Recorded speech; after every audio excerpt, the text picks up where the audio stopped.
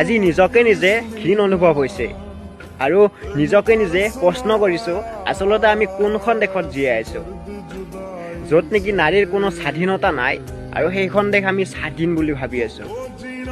কিছুমান কথা নকওঁ বুলি ভাবোঁ, নোকোৱাকৈ থাকিব নোৱাৰোঁ। আচলতে এই ভুলটো চৰকাৰৰ। এতিয়া মই চৰকাৰৰ বুলি ক'লে কিছুমানে ক'ব যে কেনেকৈ হ'ব চৰকাৰৰ, মই কওঁ শুনা ভাই, চ' এই ঘটনাটো যোনে যোনে কৰিছে চ' সিহঁতক ধৰি ডাইৰেক্ট ফাঁচি দিব লাগে, এইটো মেইন কথা। আৰু চান্স কিয় পায়, একো নকৰে, ফাঁচি নকৰে, একো নকৰে, চ' আৰু নেক্সট দুজনীক কৰিবলৈ চেষ্টা কৰিব, হাজাৰ হাজাৰ এনেকুৱা হৈয়ে থাকিব। চ' তাৰ বাবে কৈছোঁ যদি এনেকুৱা বন্ধ হ'ব লাগে ত' ডাইৰেক্ট ফাঁচি দিব লাগে। কোনেনো বুজিব তোমাৰ দৰে মোৰ